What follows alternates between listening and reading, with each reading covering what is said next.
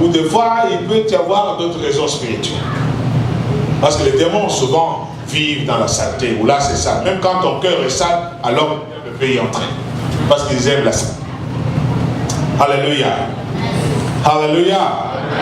Alors, quel que soit l'état dans lequel quelqu'un peut se trouver, que ce soit l'envoûtement, que ce soit l'obsession, que ce soit la possession démoniaque, ou que ce soit le sortilège, ou quel que soit dans l'état dans lequel tu te trouves, si tu es enfant de Dieu, dans le cadre du combat spirituel, tu dois savoir résister, surtout quand le diable vient à toi avec de certaines paroles. Parce que des fois où tu entends un son, où tu entends quelqu'un te parler, ou quelqu'un te dit quelque chose, il faut lui résister. Une fois j'étais à Goma, j'étais en train de faire des croisades là-bas. J'ai quitté les camps des Katale pour rentrer, j'ai dépassé le camp des Kahindo avant d'arriver à Mugunga. Il pleuvait un peu. Et puis un grand camion est monté là-bas de l'ONU, parce qu'ils travaillaient avec l'ONU pendant ce temps-là. J'ai entendu une voix qui me disait, tu vas mourir.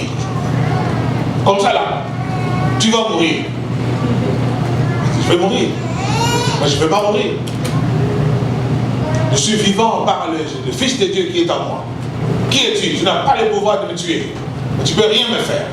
J'ai commencé à parler mentalement, à la voix me parler. Et je ne savais pas que c'était sérieux ce que la personne me disait. C'est bon ou quoi, moi je m'en fous.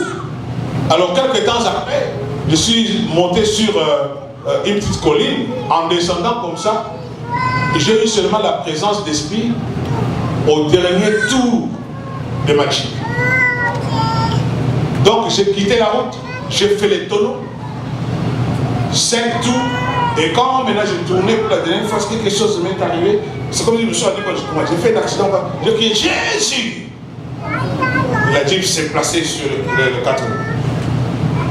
C'était une jeep sud-africaine.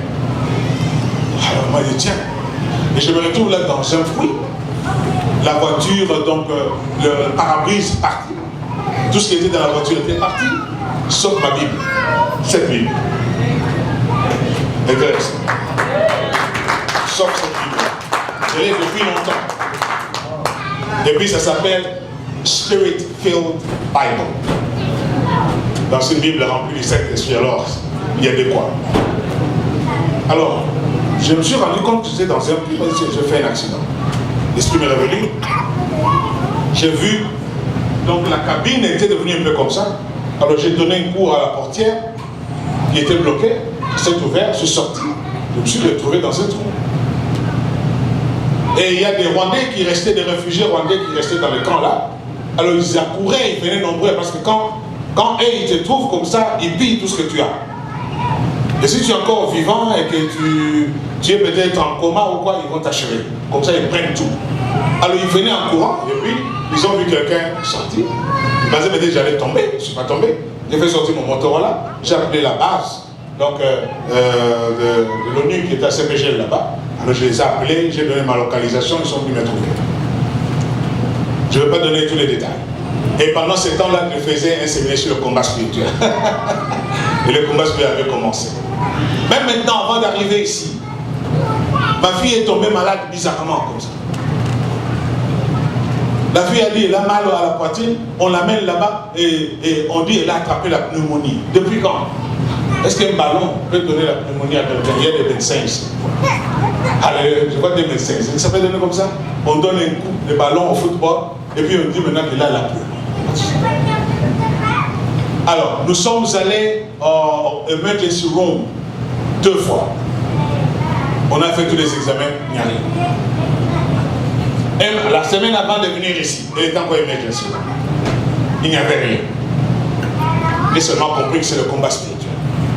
Le diable veut me déstabiliser. Parce que tous les démons de Dallas étaient déjà debout. Amen. Parce qu'à Dallas, il y a beaucoup de démons. Hein? Il y a beaucoup de sorciers, il y a des cartels de sorciers ici. Même depuis que je suis arrivé ici, ils sont en train de combattre. Parce qu'ils sont dans l'erreur, ils sont dans le faux. Même parmi les serviteurs de Dieu. Alléluia. Ce sont eux qui ont fait beaucoup de campagnes. Parce qu'ils savent qu'ils trompent les gens. Et beaucoup aussi sont en train d'utiliser les démons. Comme je dis que les démons ont la mobilité, vous pouvez voir, là où il y a la vérité, il n'y a pas beaucoup de gens. Mais vous pouvez voir un endroit où on ne prêche pas la vérité. On ne dit rien. Peut-être seulement on a porté ceci, on a porté cela, on a tel jean, mais c'est plein de gens. Mais comme je vous ai dit, les démons sont aussi mobilisateurs. Les démons mobilisent les foules. Vous pouvez voir même des politiciens, quand ils sortent, c'est plein de gens. Vous ne comprenez pas d'où ils viennent. Ces démons ont mobilisé. Amen. Vous pouvez voir dans un concert de la musique, vous voyez quelqu'un, peut-être il ne chante même pas bien, mais parce que c'est lui, c'est plein de gens. Mais il y a des démons qui l'envoient et ça mobilise les gens. Vous pouvez voir une église où il n'y a rien. Quand on prêche, il n'y a rien qui dit. Mais c'est plein de gens. Quand il fait quelque chose, il remplit les stades. Mais qu'est-ce qu'il dit là-bas? Absolument rien. Mais parce qu'il utilise des démons qui mobilisent tous ces gens-là. Amen. Mais c'est comme ça, c'est le travail des démons. On peut les utiliser. On peut vous les envoyer pour vous attaquer, pour vous déranger, pour vous dérouter. C'est pourquoi il faut être investi dans la parole, la connaissance de la parole. 1 Timothée chapitre 1 verset 4, verset 1 à 4 dit, 1 Timothée chapitre combien? Chapitre 4 verset 1 à 4 qui dit faites des prières, des supplications et tout ça. Hein? Chapitre 2 verset 1 à 4, des supplications pour tout le monde, pour les magistrats, pour ceci, pour cela. Et puis au verset 4 il est dit, car la volonté de Dieu est que tout le monde soit sauvé. Et beaucoup de gens sont sauvés, d'autres sont super sauvés.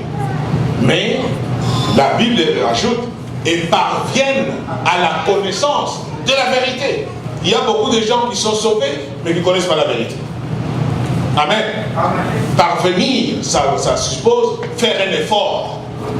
Il faut faire un effort. Il faut que l'église soit un milieu éducatif.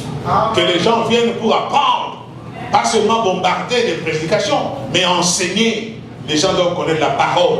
Il faut qu'il y ait des enseignements pour que les gens soient assis, donc enracinés dans la connaissance de la parole de Dieu. Amen. Alléluia. C'est ainsi quelqu'un qui connaît la parole, lorsque le démon lui dit quelque chose, lorsque le diable lui propose quelque chose, il va lui dire, il est écrit.